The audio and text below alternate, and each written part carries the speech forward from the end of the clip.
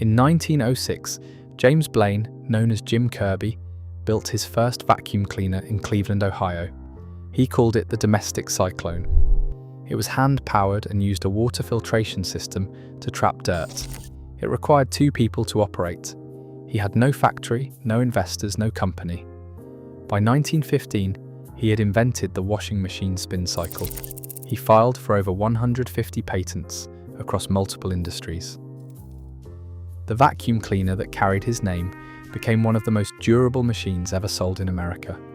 By 2002, ABC News Primetime had uncovered more than 1,000 consumer complaints about Kirby's salespeople. Attorneys general in 15 states had open case files. An elderly woman with Alzheimer's disease had been sold 2 Kirby vacuums she could not afford. How does a vacuum cleaner built by a self-taught inventor from Cleveland end up at the center of one of the most documented consumer protection controversies of the 20th century? James Blaine. Jim Kirby was born on September 28, 1884. His father, James D. Kirby, was a Great Lakes Marine engineer. Kirby grew up on the southwest side of Cleveland, Ohio. He was born into a working-class, industrial neighborhood. He attended Lincoln West High School. He was interested in chemistry, but not the humanities courses he was forced to take. He left after 3 years. He was not a dropout. He was impatient. There was a difference. After leaving school, he got his stationary engineer's license at age 14. He worked in a machine shop. He walked a 4-mile lamplighter route every night, lighting and snuffing gas streetlights across Cleveland. He taught himself electrical engineering through YMCA classes. His goal, stated plainly throughout his life, was to eliminate the physical drudgery of housework. In 1906, that goal produced his first invention. Kirby built a vacuum cleaner called the domestic cyclone. It used water as a filter for dust and required 2 buckets of water per use, so it had to be emptied frequently. It came in 2 variants, one sold for $25 and pumped by hand, and one with an electric motor sold for $85. Both worked, but both were a mess. Emptying dirty water from a vacuum was its own form of drudgery. In 1907, Kirby built a second model. It pushed dirty air into a cloth bag that caught the dirt and filtered the air. The water was gone. The mess was gone. The vacuum was cleaner to use than anything that had come before it. Kirby kept building. In 1915, he invented the washing machine spin cycle. The Laundryette Company was founded specifically to manufacture this invention. The machines became very popular, and Kirby's share of the profits allowed him to buy and expand a farm in Richfield, Ohio. The Laundryette was the first commercially successful washing machine with a spin extractor cycle. The company later declined to make the continual improvements Kirby urged, and competition forced them out of business in 1926. By his mid-30s, Kirby had already made his fortune. He returned his focus to vacuum cleaners. The Scott Fetzer Company was founded in Cleveland, Ohio, by George H. Scott and Carl S. Fetzer. It began in 1914 as a small machine shop called the George H. Scott Machine Company. Before the vacuum business, they made automobile parts. During World War I, they shifted production to flare pistols for the military. During World War I, Kirby volunteered his engineering background to help factories convert to wartime production. He was assigned to the Scott and Fetzer machine shop in Cleveland. He watched how they worked, and he was impressed. When the war ended, Kirby showed Scott and Fetzer a new vacuum cleaner design. They agreed to manufacture it. In 1919, the Vacuette suction sweeper was introduced to the market. Between 1919 and 1930, over 2 million units were sold worldwide. In 1922, Scott and Fetzer formally began manufacturing and selling Kirby vacuum cleaners. In 1934, Scott and Fetzer introduced the Kirby Model C, the first vacuum, to officially carry Jim Kirby's name. The model. In 1920, Most vacuum cleaners were sold in hardware stores or department stores. A customer walked in, looked at the box, and bought it, or did not. The problem was that a vacuum cleaner's value was almost impossible to communicate from a shelf. Carpet cleaning was invisible work. The machine either pulled dirt out of a carpet or it did not, and no customer could tell the difference by reading a box. Kirby's value was hard to communicate with words alone. Demonstration made the difference obvious within minutes. Once homeowners saw the amount of dust pulled from their carpets, many felt embarrassed about the condition of their homes. That embarrassment was not an accident. It was the entire sales strategy. By 1920, Kirby had become a direct selling business, providing consumers with an in-home demonstration of the vacuum cleaner. A salesman came to the door. He brought the machine inside. He cleaned a section of carpet and showed the homeowner exactly what had been living in it. The sale closed itself. This model, selling exclusively through in-home demonstrations, with no retail presence and no advertising, would define Kirby for the next 100 years. It built the company into a billion-dollar operation. It also created the conditions for everything that would eventually go wrong. By the 1980s, Kirby was no longer just a vacuum cleaner company. It was one of the most profitable direct sales operations in the United States. The machine was respected, the business was booming, and a man named Warren Buffett was paying close attention. Warren Buffett is one of the most successful investors in American history. He built his fortune by buying companies that were simple, durable, and generated consistent cash. He was not interested in trends. He was not interested in technology. He was interested in businesses that worked and kept working year after year. In 1986, Berkshire Hathaway acquired Scott Fetzer, and with it, the Kirby Company. Acquisition price figures vary across sources, with most placing the total between $315 million and $400 million. Buffett ranked Scott Fetzer among Berkshire's top investments. At one point, it generated around 5% of group profits. In the first 13 years, Berkshire Hathaway owned Scott Fetzer. The company netted more than $1 billion for Berkshire. $1 billion from a vacuum cleaner company in 13 years. To understand why Kirby was worth that much to Buffett, it helps to understand exactly how the business made its money, and how a single vacuum cleaner could justify a price tag that most families would spend on a used car. The machine. The Kirby vacuum cleaner was built in a way that was different from anything else on the market. While competitors made machines out of plastic, Kirby built in die-cast aluminum. The frame was heavy, the motor was powerful. The machine was designed to be repaired, not replaced. At 23 pounds, the current flagship Kirby Avalier 2 is nearly twice as heavy as Dyson's heaviest upright. Many Kirby owners report their machines still running strong after 20 or more years. That durability was not accidental. Durability was the entire justification for the price. A Kirby was not sold as an appliance.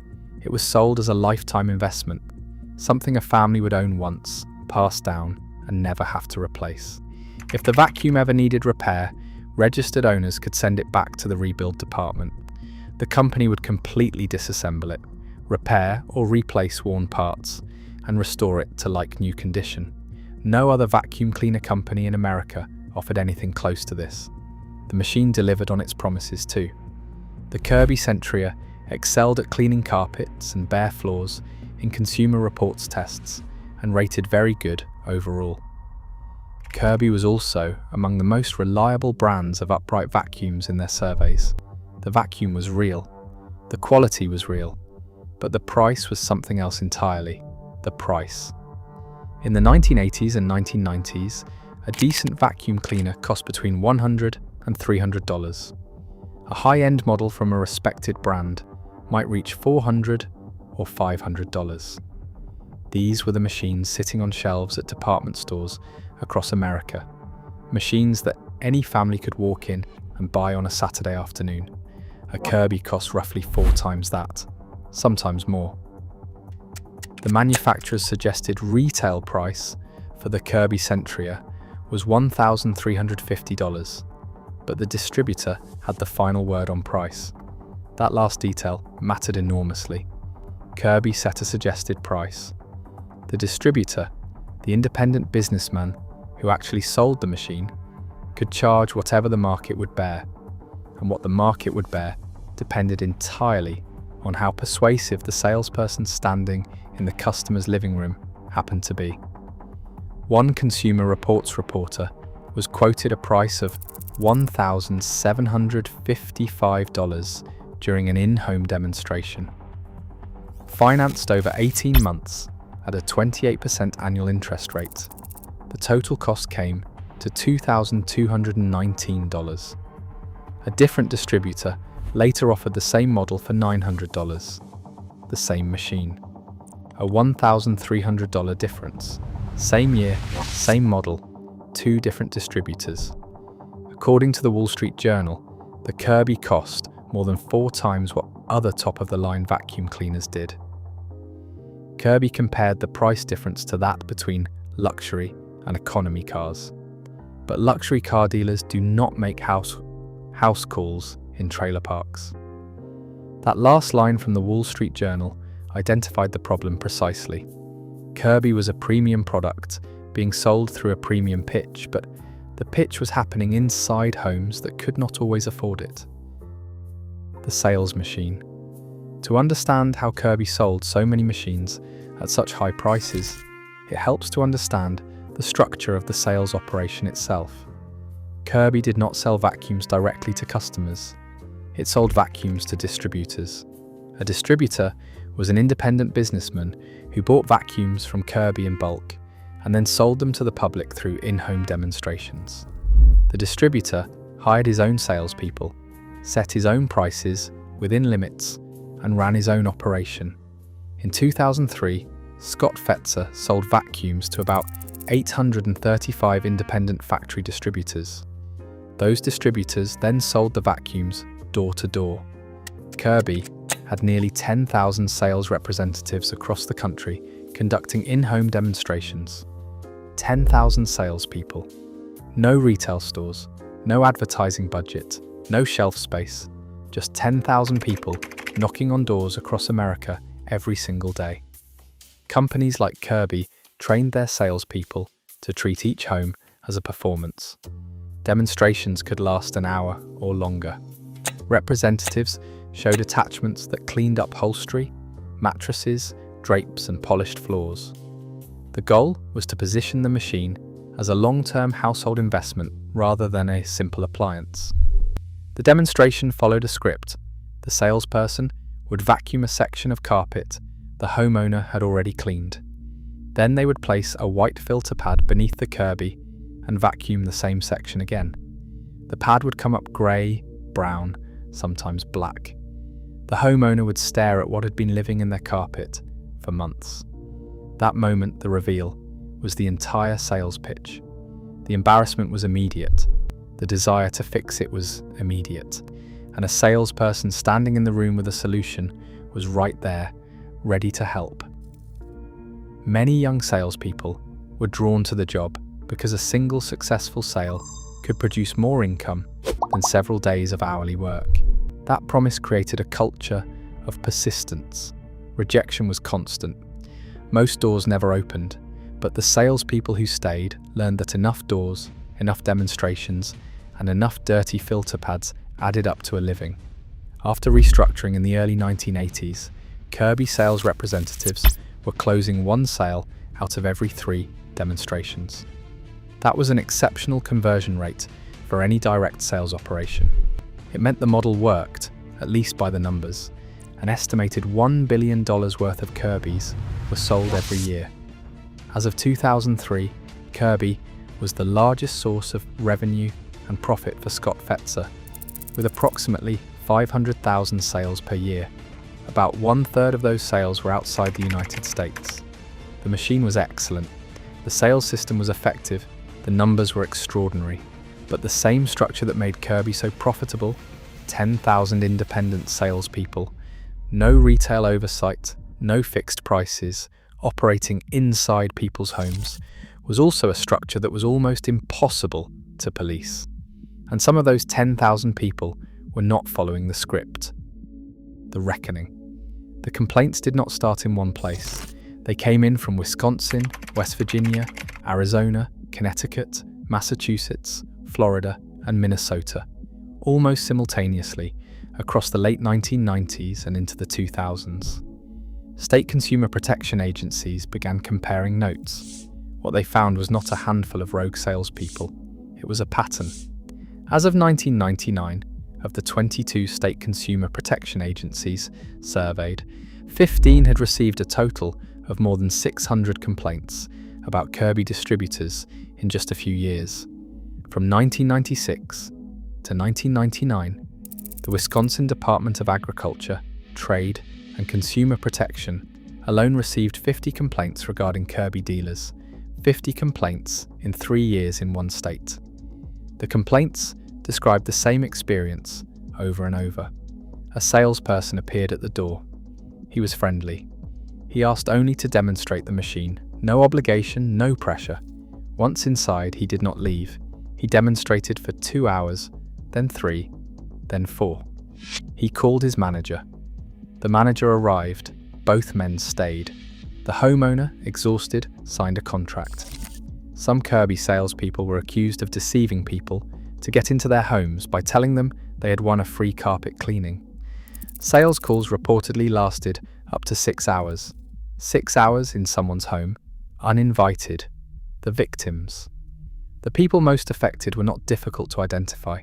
They were elderly, they were isolated, they were people who answered the door because they had no reason not to, and who lacked the physical or emotional stamina to force a determined salesperson back out of it. The Wall Street Journal documented a case where an elderly couple was unable to remove 3 Kirby salesmen from their home for over 5 hours. 3 salesmen, 5 hours, in an elderly couple's home.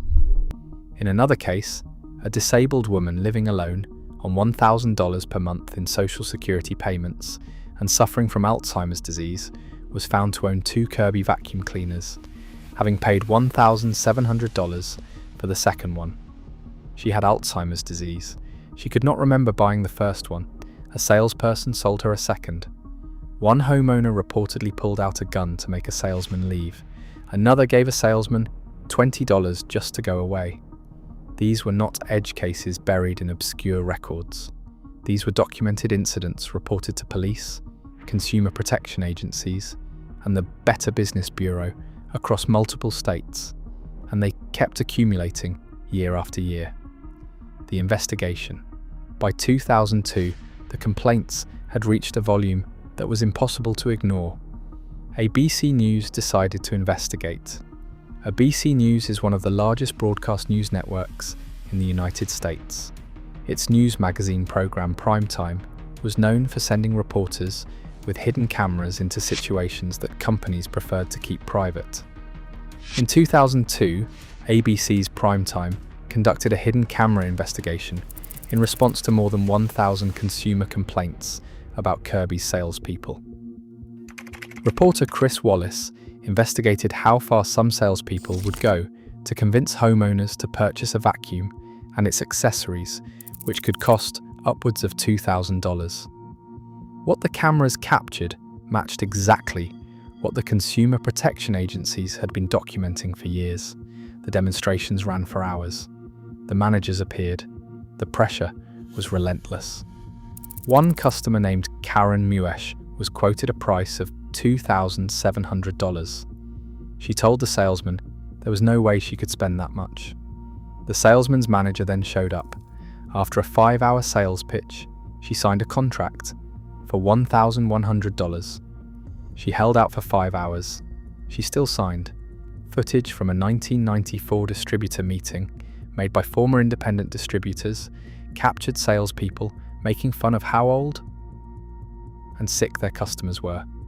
The footage was not recent. It was 8 years old by the time it aired.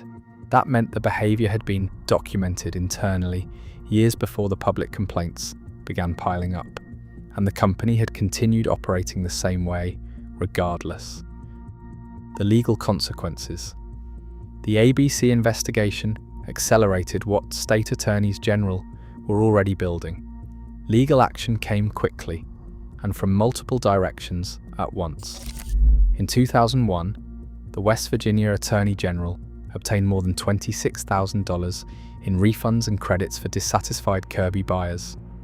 In June 2004, the Arizona Attorney General filed suit against Kirby distributors for violations of the Telemarketing and Consumer Fraud and Abuse Prevention Act, seeking a permanent injunction against further in-home sales. In July 2010, 12 Kirby distributors in Massachusetts were cited for wage and hour violations, including non-payment of minimum wage, misclassification, and child labor violations. The 12 distributors were fined a total of $199,300 and ordered to pay restitution.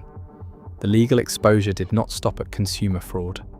It reached into criminal liability.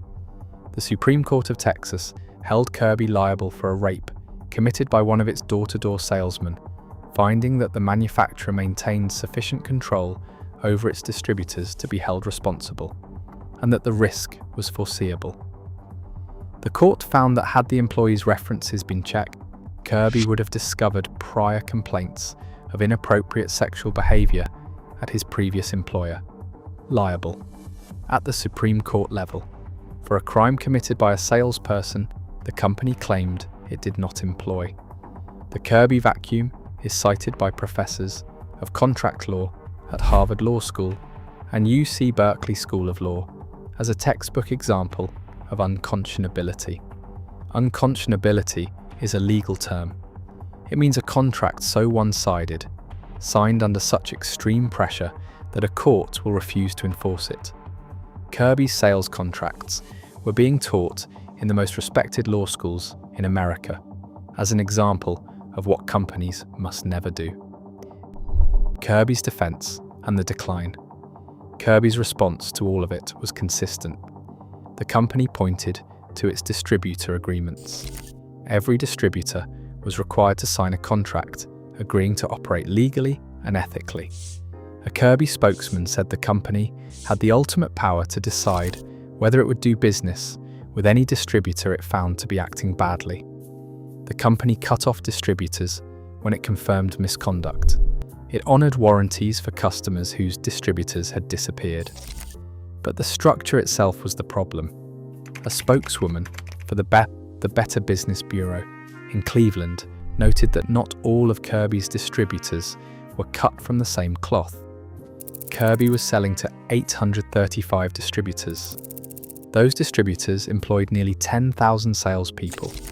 The company could not be in 10,000 living rooms at once.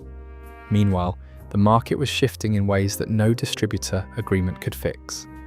Dyson entered the vacuum market in the 1980s. Shark began in the 1990s. Both companies sold through retail stores. Both advertised on television.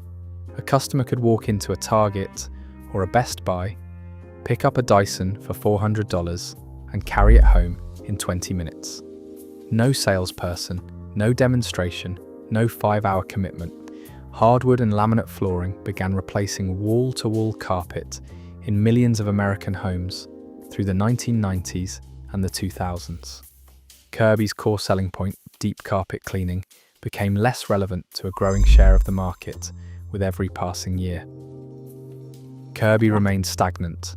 The business model had not changed or updated its approach in a world where everything moved online.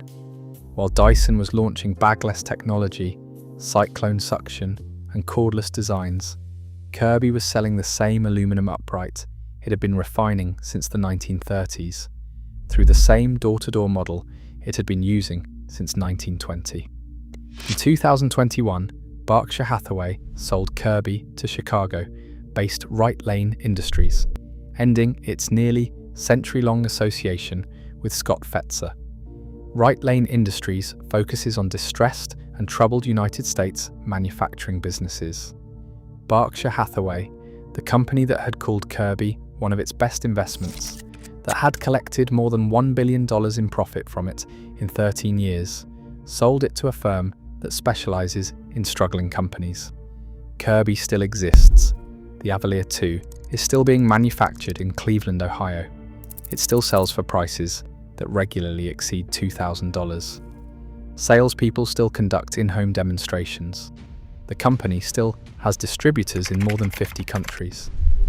Jim Kirby left high school without graduating. He walked a 4-mile lamplighter route every night and taught himself electrical engineering from a YMCA class. He built a vacuum cleaner that genuinely worked, a washing machine that genuinely helped, and a company that outlasted nearly every competitor it ever had. The vacuum still works. The company is still standing. But the operation that Warren Buffett once called one of his finest investments now sits under new ownership, selling a $2,000 machine door to door in a world that stopped answering the door a long time ago. If this story was worth your time, hit like and subscribe, only if it earned it.